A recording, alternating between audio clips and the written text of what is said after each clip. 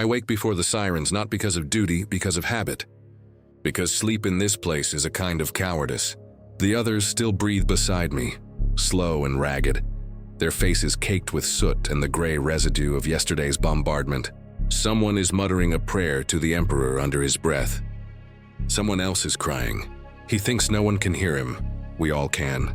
We just pretend not to. The trench is half flooded again. The stench of promethium, blood, and mold clings to everything. To the rations, to the air, to our skin. It's been weeks since any of us have seen the sun. We tell ourselves it's still up there, somewhere beyond the clouds of ash and fire, but no one really believes that anymore. I sit up, stretch my arms, and feel the stiffness of the flak armor biting into my shoulders. My laser gun rests against the wall of the trench, crusted with grime, its serial number long since erased by rust and sweat. I clean it anyway every morning. That ritual, that illusion of control, is the only thing that still belongs to me. I used to be a miner, or maybe a farmer. It's hard to remember. On Cadia, everyone worked, everyone fought, everyone prayed. The worlds of the Imperium don't breed men for peace. We are born knowing that one day we'll be sent to the front, some of us earlier than others. A commissar once told us that the Guard is infinite, that 1 million men die each day in service, and 1 million more take their place. At the time, I thought he was trying to frighten us. Now I realize he was just describing the truth. The Guard doesn't fight wars. We are the war, the machine that grinds endlessly, consuming men and spitting out corpses. I reach for my helmet. The inside smells of iron and burnt cloth. There's a name etched into it, not mine. Someone else's, someone who wore it before me. I've stopped wondering who he was. It doesn't matter. Out here, names are as useless as hope. A distant boom shakes the ground. Dust drifts down from the trench walls. Another bombardment, probably on the western line. We're told we'll rotate there soon. That word, rotate, makes it sound clean, procedural. What it means is that the men there are all dead, and we're next. I close my eyes for a moment and let the sound roll through me. The thunder of artillery, the hum of engines overhead, the endless mechanical heartbeat of the war. Somewhere far beyond this mud and ruin, a planet-sized cathedral glows in golden light.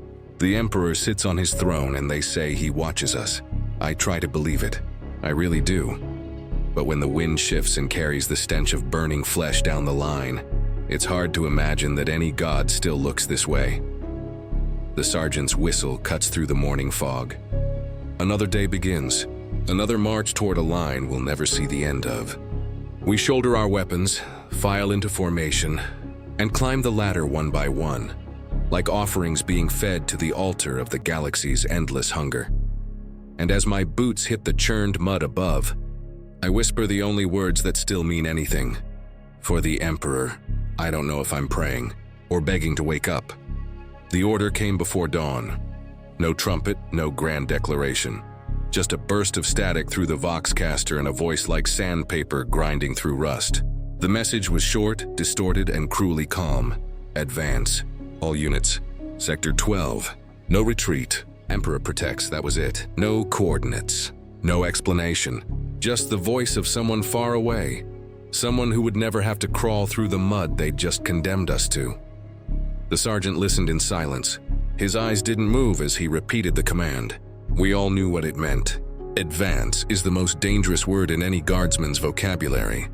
It never ends with survival. No one spoke. We just stared at one another, faces hollowed by exhaustion, armor streaked with the filth of 1,000 dead. Somewhere down the line, a man laughed. It was the kind of laugh that sounds like a scream wearing a mask. The sergeant started handing out fresh power packs for our laser guns. Fresh, meaning recharged from the packs of the dead. He didn't look anyone in the eye. He didn't need to. We all understood. The vox crackled again, softer this time. A whisper beneath the static. None of us could make out the words, but it felt wrong. Like a voice that wasn't meant to be heard by living men. The commissar barked an order to shut it off, but the sound lingered, echoing inside my skull. I could swear it said my name. Some of the men started to murmur prayers. Others stayed quiet, checking their gear, pretending to be busy. In the Guard, you learn early that silence is safer than faith. The sky above us was a dull iron gray. No sun, no stars, just the endless smoke of bombardments blotting out everything that once looked human. The air smelled of ozone and burnt metal. A thin ash drifted down like snow, stuck to our skin, our weapons, our eyes. We lined up by platoons. 50 men where 100 should have been. The Vox officer repeated the command again, his voice trembling. Advance. Sector 12. The Emperor protects. Every time he said it, the phrase sounded less like a blessing and more like a curse. One of the younger troopers, barely more than a boy, asked if this was part of a larger push, if maybe the Astartes were moving in on our flank. The sergeant looked at him the way a priest might look at a dying animal. No, son, he said quietly. This is our push. That shut everyone up. We'd all heard of places like Sector 12. The meat grinders. The killing zones where entire regiments vanished in hours. Places so soaked in blood that the ground itself reeked of iron for centuries afterward. And yet there we were, waiting for the whistle. Waiting to climb out of the trench and run headlong into oblivion. Someone behind me whispered, "It doesn't make sense." "Why send us now?" "The line's already broken," the commissar overheard. He didn't even draw his pistol, just turned and said, "Because the Emperor commands." It was enough. No one questioned further. The guard, faith is the only thing cheaper than life. I checked my weapon again. The charge indicator blinked weakly, half full. It didn't matter. It would last long enough. It always did. The sergeant blew the whistle. The sound cut through the fog like a blade. My heart didn't race. My body didn't tremble. There's a point where fear burns itself out, leaving only a hollow clarity. We began to climb.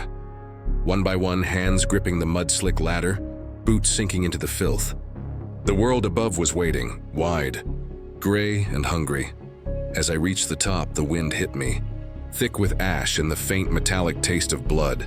Somewhere, far beyond the horizon, another voice echoed through the Vox, soft and trembling, almost human. They're not meant to survive. No one else seemed to hear it. I kept moving, because orders are sacred.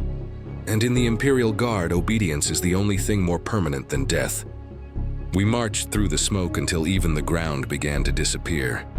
At first, I thought it was fog, that soft, familiar haze that always settles before dawn. But this was thicker, heavier. It clung to the lungs like poison. Every breath felt like swallowing ash. The only sounds were the crunch of boots and the distant rhythm of the artillery, that eternal heartbeat of the Imperium's wars. No one spoke. There was nothing left to say. The boy who'd asked about the Astartes earlier walked beside me now, his laser gun trembling in his grip. He looked too clean, too young. His armor didn't fit. He tried to smile when our eyes met, but it came out broken. "We'll make it, right?" he asked quietly. "The Emperor protects," I didn't answer. I didn't want to lie. The truth was there in the air, thick and metallic. This wasn't a mission. It was a culling. You start to recognize the signs after a while. When the supply lines stop sending medics. When the officers go silent on the Vox. When the commissar stops bothering to give speeches about glory.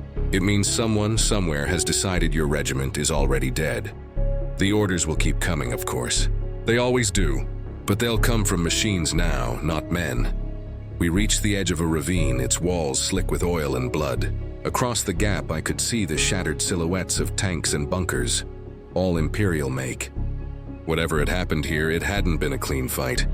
The sergeant raised his hand for us to halt. His armor was scorched black, his face hidden behind a cracked rebreather. "We're ahead of schedule," he muttered, checking his data slate. "Command says hold position until further notice." Further notice. Those two words meant nothing anymore. They could mean an hour or they could mean death waiting for orders to catch up. I found a spot by the edge and sat down. The mud was warm, too warm. When I wiped my glove, it came away red. Beneath the surface, the soil was still bleeding. Somewhere behind us, someone started to hum. It was an old marching song from Cadia, the kind they used to teach children before the Black Crusades came. The tune was wrong here. It sounded like a funeral dirge. I tried to remember the words, but couldn't. Every memory I reached for seemed to dissolve, replaced by the steady drone of war. I couldn't remember the smell of rain. I couldn't remember the sound of laughter. I couldn't even remember my own name without checking the tag on my chest plate. The realization came slow, quiet, like a knife sliding between the ribs. We weren't meant to go home. There was no home. Not anymore. I looked at the boy again. He was tracing a symbol of the Aquila on the dirt, his lips moving in silent prayer. I wondered if the Emperor could still hear prayers screamed into the static of a billion dying worlds. The Commissar walked past, his coat tattered, his eyes hidden beneath a film of dust. He stopped beside me for a moment, then said almost kindly, "Doubt is treachery." "Guardsman," I nodded, but inside, something shifted. Because if obedience was holiness, then why did it feel like damnation? If sacrifice was noble, why did every corpse look the same? Nameless, faceless, forgotten. The wind picked up, carrying the distant cries of the dying, a chorus of agony that seemed to stretch to the horizon. It was almost beautiful in its consistency, almost holy. Maybe that's the Emperor's true design, I thought. An empire built not on victory, but on endurance. A faith that survives because it has forgotten how to die. The sergeant barked for us to move again. I rose, wiped the grime from my visor, and fell into line. But the words of the Commissar lingered like a wound. Doubt is treachery. And yet, as the artillery thundered somewhere beyond the smoke, I couldn't stop wondering, if the Emperor truly protects, why does he need so many to die proving it? The march began without ceremony. No fanfare, no hymns, no promises of glory. Just the slow, grinding shuffle of boots sinking into the mud. The sound of men moving because standing still would only make them easier targets. The fog thickened until it swallowed the world. Visibility dropped to nothing. The sky and the ground became the same color, a shade of gray that devoured the edges of everything it touched. Only the crimson flare of distant explosions reminded us that time still existed. The order was simple: advance. It was always the same word, the only word that mattered. We advanced. Each step felt heavier than the last, as if the planet itself resented our presence, as if the ground was trying to drag us down into the graves already waiting beneath the soil. I could feel the weight of the laser gun pressing into my palms, the strap biting into my shoulder. My armor had grown so coated in filth that it no longer reflected light. Maybe that was mercy. Reflections attract snipers. No one spoke. The only sound was breath, ragged, mechanical through the rebreathers. Somewhere behind me, the boy was still praying. The words had lost their shape, becoming nothing but rhythm. The same phrase over and over again, a litany meant to drown out fear. The Emperor protects. The Emperor protects. The Emperor protects. But the Emperor was silent. The first shell landed half a kilometer ahead. The ground convulsed and the shockwave rolled through us like a physical hand. Dirt and fire rained down in slow motion. The smell of ozone, of blood vaporized into mist, filled the air. Then came the second shell, closer, louder, and then a dozen more. The world fractured into thunder and dust. Someone screamed. I couldn't tell who. The sound was lost in the storm. I threw myself down, face pressed into the wet earth, feeling it tremble beneath me like something alive. When the barrage paused, I lifted my head and saw that half our line was gone. Gone, not fallen, gone, as if erased. No bodies, no cries, just empty space where men had been. The sergeant's voice crackled through the comm. "Keep moving, don't stop." So we moved. We climbed over craters filled with water that wasn't water. Slick, dark, with shapes floating just beneath the surface. We waded through the remains of trenches that belonged to other regiments, long dead. Helmets with unfamiliar markings stared up from the mud, their visors shattered, their occupants reduced to bone and dust. A corpse dangled from a strand of barbed wire, its flak armor fused into the steel. It had no face left, but the tags on its chest were still legible. I recognized the regiment number, ours. We had passed this way before. The realization sank like lead. We weren't advancing. We were circling the same patch of dying ground over and over, following orders broadcast by voices that no longer remembered we existed. The sergeant didn't see it or pretended not to.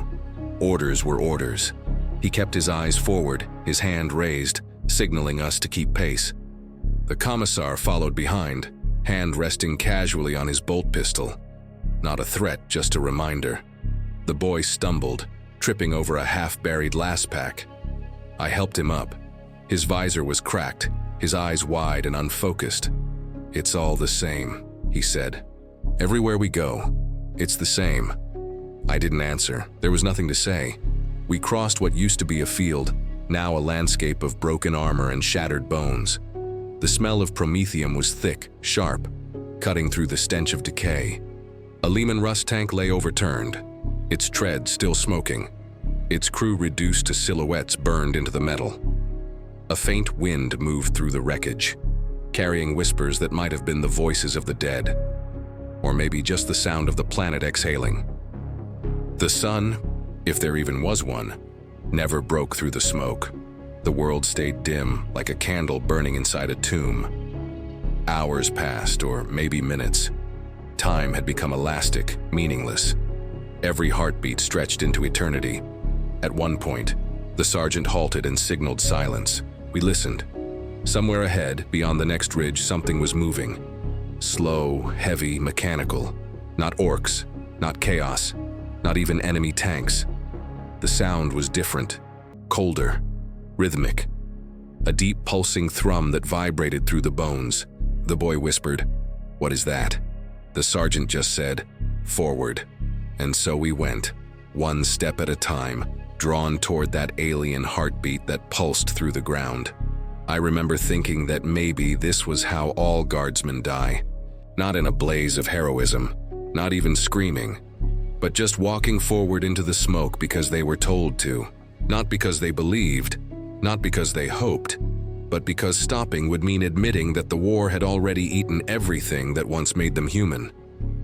We crested the ridge at dusk, or what passed for dusk on this planet, and the world beyond was not the same one we'd left behind. At first glance, it looked like any other war zone. Scorched earth, broken armor, the skeletal remains of hab blocks jutting out from the mud like rotten teeth. But there was something else underneath it all, something alive. The air shimmered, not with heat, but with distortion. The colors bled into one another, turning the sky into a bruise of purples and green. Every shadow moved wrong, twisting against the light. It was like stepping into the reflection of a world that had already died. We stopped at the ridge's edge, the line breaking formation for the first time since dawn. Even the commissar didn't bark an order. We simply stared. Below us lay a plain of shifting metal, not the kind made by man, not the kind forged for war. It pulsed, a vast metallic expanse that seemed to breathe, its surface undulating in rhythm with that same mechanical heartbeat we'd heard earlier. From beneath, faint glows of crimson light seeped through cracks like veins beneath the skin of a sleeping giant. The boy whispered, "Is that ours?" The sergeant didn't answer. His hand hovered over his Vox unit, but no words came. There are things the Guard teaches you never to question. Strategy, command, faith. But this wasn't doctrine. This was wrong. The planet itself felt corrupted, but not by chaos. Not in the way we'd been taught to fear. This was something colder, more deliberate. The wind carried a low hum, almost musical, almost human. It rose and fell in a pattern too precise to be natural. Some of the men began to sway with it, unconsciously matching the rhythm. I wanted to shout at them to stop, but the sound, the song, filled the air, and I felt it crawling inside my skull like a living thing. Then came the lights. Dozens of vertical beams burst through the ground miles ahead, forming columns of gold and crimson. They weren't explosions. They were openings. Through them I could see shapes moving. Enormous silhouettes of machinery walking on limbs too long, too thin. The air trembled with every step they took. They said this world was uninhabited, someone muttered. The commissar finally spoke, voice steady but hollow. Uninhabited by the living. That shut us up. The sergeant raised his hand. Orders are to advance. Sector 12 lies beyond that plain. A murmur of disbelief spread through the ranks. Through that?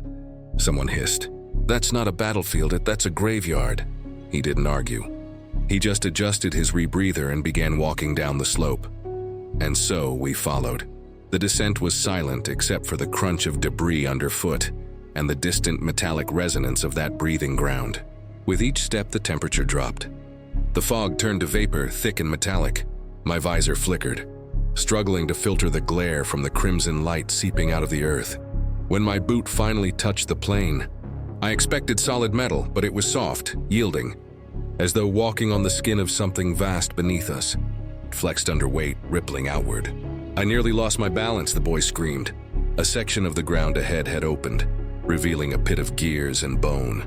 Something human-shaped was caught between the grinding teeth. A guardsman, or what was left of one. His armor was fused to the metal, his body half digested, half machine. His mouth was still moving, but no sound came out. The sergeant aimed his laser gun at the thing's head and fired once. The light died. No one spoke again after that. We kept moving, stepping carefully around fissures that leaked steam and whispers. The hum grew louder the deeper we went, until it wasn't just in our ears, but in our chests, vibrating through armor and bone. That was when I realized the truth. This wasn't a place we'd been ordered to attack. It wasn't even an enemy stronghold. It was a wound, a rupture in reality itself, where the machine and the flesh had become one, where the Emperor's endless war had eaten through the walls of existence, and we, the nameless and the damned, had been sent not to conquer it but to feed it. The commissar stopped suddenly. "Look," he said. Ahead, rising from the shimmering horizon, stood a tower, impossibly tall, impossibly thin, like a blade driven into the planet. Its surface writhed with cables, bodies, and banners torn by the wind. From its peak, a single light pulsed, steady, patient, like a heartbeat. The boy whispered, "Is that the objective?" The sergeant answered without turning back, "No, that's where we die." And still we marched toward it, because the guard doesn't retreat, because orders are holy, because death is duty, and because none of us could remember what it felt like to say no.